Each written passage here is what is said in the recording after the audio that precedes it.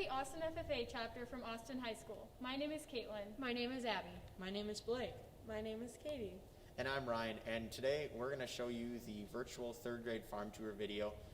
I know most of you expect that you can go to the different farms and tour them, but unfortunately with COVID, that isn't possible. But we put together a video. All the FFA members took recorded videos around their farms and the animals they work with, and we're going to put it into one video so that you can see all these different animals. The first video is about beef cattle. Did you know that in Disney World they sell 4 million hamburgers each year? That's a lot. I'm Gloria Hansen, and I'm going to talk about my cows. This is one of them. So basically, beef cows are either used for breeding purposes to make more babies or meat, which the most known kind of meat from cows is hamburgers. Hi, my name is Cassidy Shue, and this is what a halter looks like. And when you catch a cow, this part of it goes around their nose, and this part goes around their ears. And it's used to lead them. And it works like this.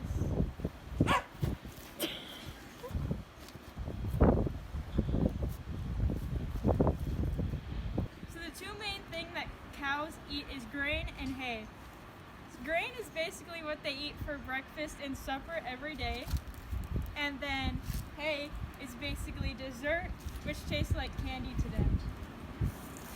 So cattle basically drink water just like us, but when they're babies, they also drink milk, like a baby. These are adult cows, so they are 1 to 2 years old, and they are used for making babies. So this is a baby cow called a calf.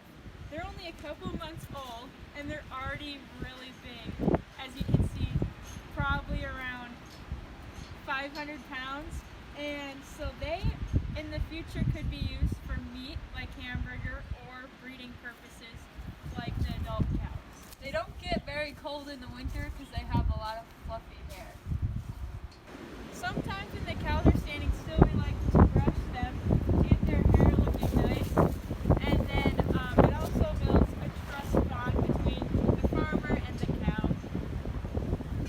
Cattle live in barns and in pastures, which is just an area of grass. When cattle go to the bathroom, they don't have a set area where they go. They go wherever they want. And this is what a massive cow pie looks like.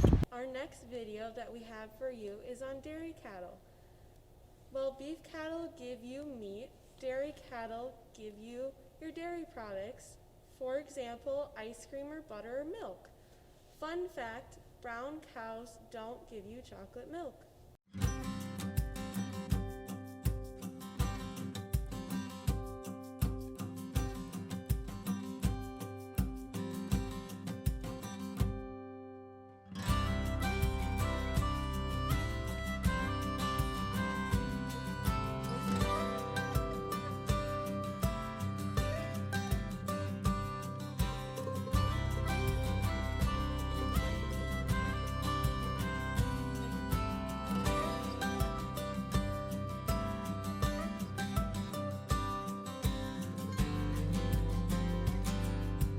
We milk about 180 cows from my family farm, and we have about 150 heifers and all that, and calves.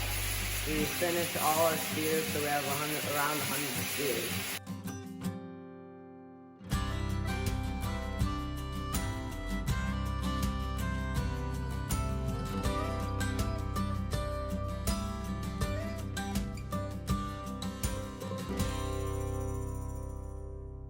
Now you're going to see a video about pigs. Fun fact about pigs, in the United States, the average litter size for pigs is 10 to 12. Geez, that's a lot.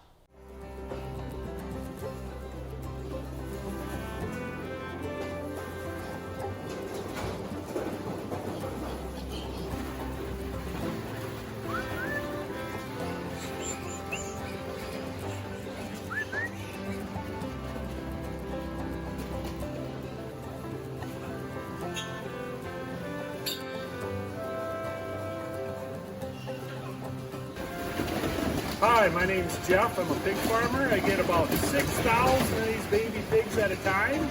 I make sure they get the feed and the water that they need. And I keep it about 85 degrees in this barn to keep them nice and warm and make happy little baby piggies.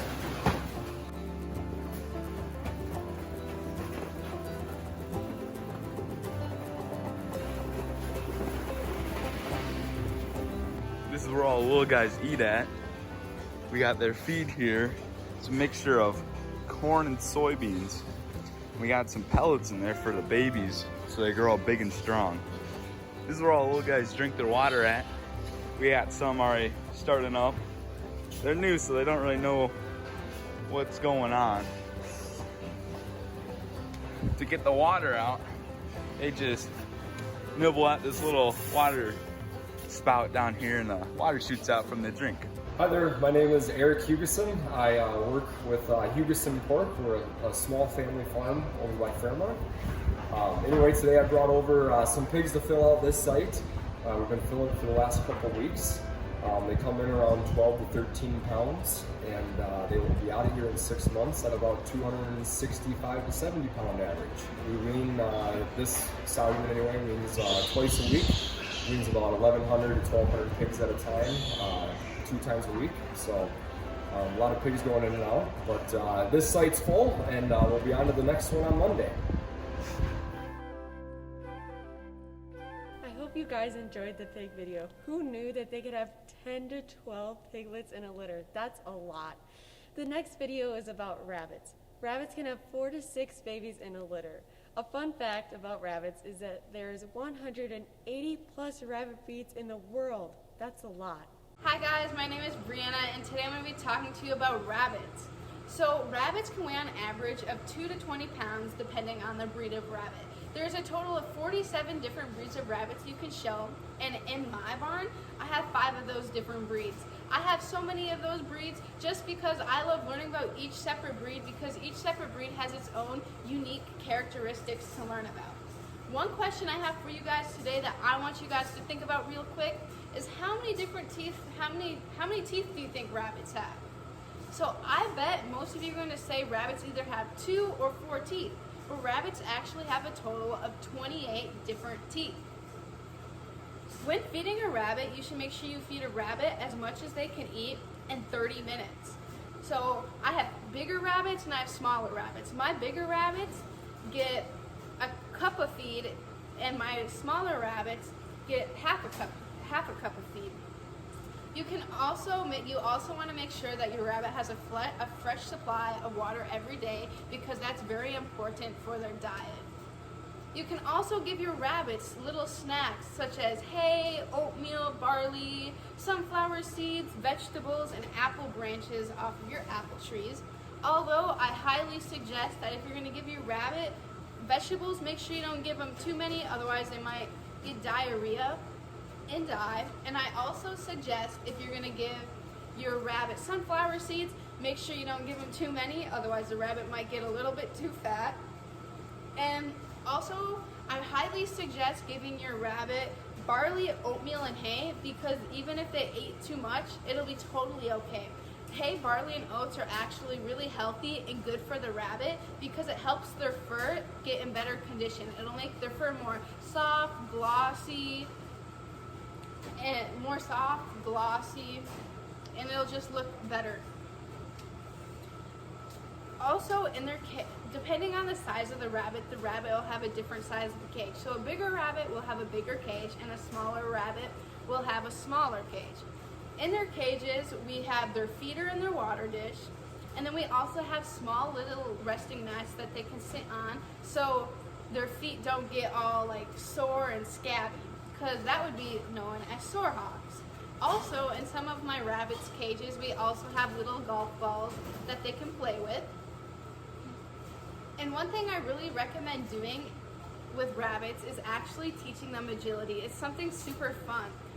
So it might sound a little strange teaching your rabbits to do obstacle courses and training them how to jump, but at my fair we actually do it, and it's super fun, and it's really easy to train your rabbit to do that. Rabbits can live in different kind of environments. Rabbits do better outside in the cold than outside in the heat. When rabbits are outside in the heat, I highly suggest that in the summer you put frozen water bottles inside their cages so it keeps them cool and they don't overheat and get sick. Rabbits can be used for their fur and for their meat. there's certain breeds of rabbits that grow really long fur, and that you can actually groom and use to make different things. Our next video is going to be about goats, and we hope you enjoy that one. And one quick fact before you watch the video. I bet you didn't know that 63% of the world's population actually eats goat meat every day, even though in the United States you probably haven't had it at all in your whole life. Hi, my name is Megan Silva. I show and raise Nigerian dwarf dairy goats. I milk my own dairy goats. I have about 18 in my herd. I milk them every morning and night, and I also show them. So this is Bruno. He was born this year in June. He's still a baby. He's going to be used for breeding. He's a boy. He was a bottle baby, so he got milk from a bottle, and you have to bottle feed him twice a day. Yeah, I don't know. Hi, I'm Riley, and I'm in 11th grade. And goats eat grass straw, and then these are the pellets that they eat. And they eat all day in this pasture, and they get as much grass as they want. Yeah. Next, you get to see an even cuter animal, sheep. Did you know that sheep do not have teeth in their upper front jaw? Hi, we are the Van Pelt family, part of the Austin FFA chapter, and this is part of our sheep flock. Hi, my name is Katie Van Pelt, and here today I have Sydney. She is a Dorset breed, and as you can see, she has very long wool. It's incredible. Look at that. And she is a mom, and this is her baby. Hi, my name's Ryan, and this is Shelby. She's Sydney's daughter. They're both Dorset breeds, so they're going to be all white. They won't have a black face or legs. Their whole body will be white, and they'll grow really long wool, and it'll be nice and soft, just like right here. Hi, Shelby. And I'm Abby, and these are my 3 lambs. This is Leah, Lila, and Luna. They're all sisters, and they're triplets, and they were born this past January. They are a Hamp cross, and they have the black face, so they have the black heads and the legs. So, hi, my name is Blake Van Pelt, and even though she sure looks different, this is Midnight, even though she sure looks different, she is the same breed as them, which is a Suffolk Hamp crossbred, which is when you mix the 2 breeds together. It just turns out that there is a small chance that you will get an all-black lamb, which makes you even more special. And part of the thing about having a Suffolk Hamp cross is that you usually get a fairly muscular market lamb, so they're not used for their wool and more used for their meat. All right, so here we have Shelby and Sid, and they are both a Dorset breed. And since their wool grows longer and faster throughout the year, you can actually use them to make apparel, like the shirts that you wear or the socks you put on. They'll be so nice and warm because that wool keeps it insulated. And depending on the grade, it can also be used to make the rugs and mats that you have in your house on your floors. And so they can be, but they're a dual purpose. So they can also be used for meat that you would eat, or rugs and different clothing that you would wear. Hi, and this is our ram Teddy. Hey, yeah, you like to Nice. chew on things, don't you? He is a Southdown ram, so he's a meat breed also. He's bred for more of a muscling type. And speaking of the mom pen, here happens to be Theodore. Theodore is our ram, which is a sheep term for a boy.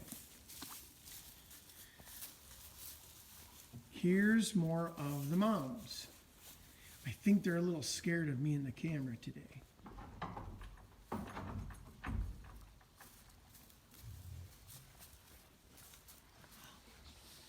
This is Mama Orr. She's been outside trying to play in the snow. And there's our buddy Teddy, because he just wants to be petted. He's a big baby. Now these moms here will have babies in February and March of 2021. As we talked about a moment ago, is the mom pen. Now the lambs that we just got done showing you, those are called ewe lambs. which means they're less than 1 year old. And they will not go into the mom pen till next year. Right now, they just become oversized, lovely pets that we love and we feed. And we'll show you what we feed them next. And another part of our seasonal management for a flock during the winter is a heated water bucket. As you can see, the water bucket has a heater attached to it. The heater keeps the bucket from icing over during the winter now that it's been getting colder outside. Something we would do in the summertime would be is we put up fans for our lambs to keep them nice and cool when it gets hot outside. Also, another management thing we do is we will spray our barn with fly spray. We'll have all of our lambs go outside and we will spray down the barn, which is really important to keep the lambs from getting bit during the summer. As you can see here, this is a hay feeder. What it does is we put our hay inside the hay feeder, and this allows our lambs to be able to eat inside the hay feeder instead of on the ground where they lay. The next thing in their pen is a feeder. We will put all of their feed in here, and they will eat right out of it. Over here in our mama pen that you've seen before, this is their feeder. It has a hay area attached on it where they can get their hay. We just put it right in the center.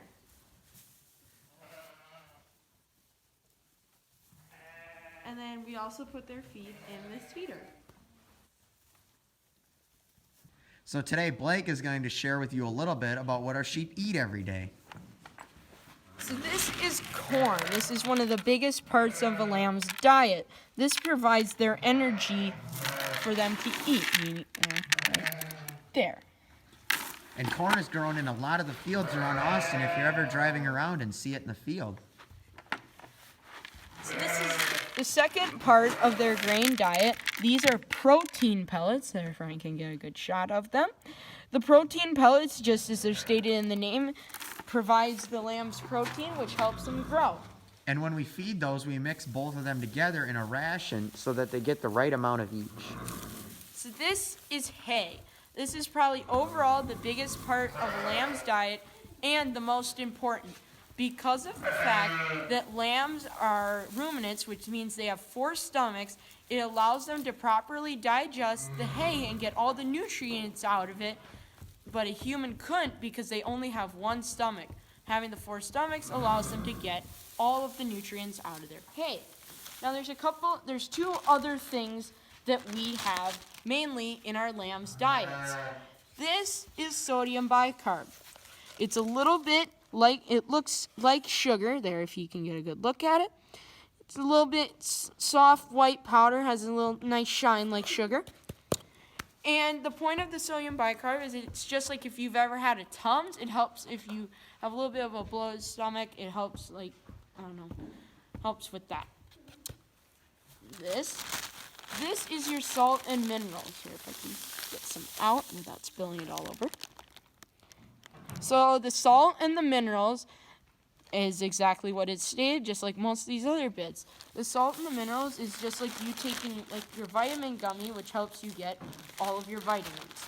So these are all of the things that our lambs have in their diets. Also, in their daily care routine at 6 o'clock in the morning, they're going to be fed their corn and pellet ration. And then they will also be fed that at 6 o'clock in the evening, along with 3 squares of hay at both feeding intervals. Then we make sure that their water is plugged in and there's no ice and it's fresh for them. Then we make sure we check their bedding, and we want to make sure that the lambs have clean, dry bedding. So we give them shovels of straw in their pens to make sure that they're dry and clean whenever they need it. All right, so now we're going to take a look outside of the barn from some of the animals, and we're going to talk a little bit about crops. In a lot of the fields around Austin, you might see corn. I bet you didn't know that there's 4,000 products made from corn.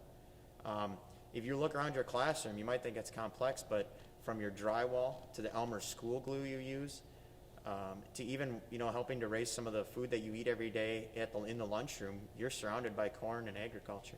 One of the two main crops grown in Minnesota is soybeans. Soybeans are used for lots of different things. They can be substituted for fuel, food, milk, anything. One of the other main crops grown in Minnesota is corn. Corn can be used for lots of different things like fuel, food, feed for livestock, and lots of other things. When corn is grown, it comes like this on the cob, just like how you can eat it. If it's sweet corn, this is for livestock. And when the combine, which is the thing that picks the corn, it comes in little pieces like this, a kernel. And then the cob is left over and can be ground up for feed as well. When corn is grown on the cob, it has these shells around it, and when you open up the shell, you can see the corn. The corn has little hairs, just like people, when it grows, and it grows in stalks. And there's lots of different cobs on a stalk.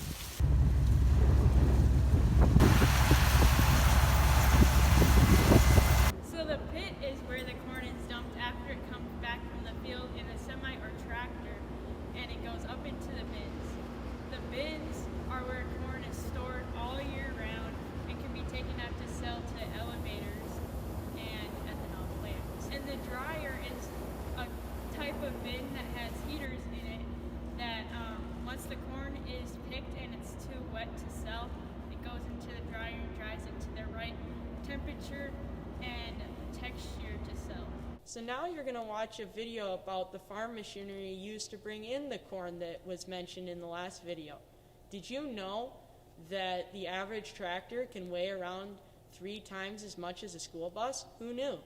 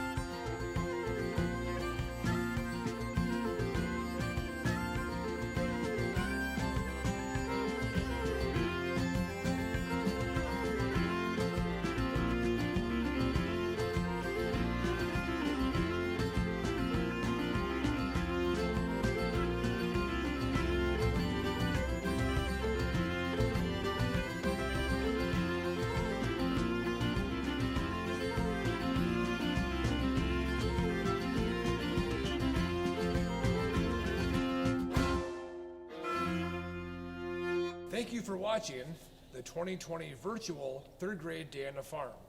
I'm Mr. Schultz, the agriculture teacher at the high school and also co-FFA advisor. Hi, I'm Mrs. Scheckinger, and I'm also a co-advisor for the Austin FFA chapter. We hope that you have learned a few fun things about agriculture during this video.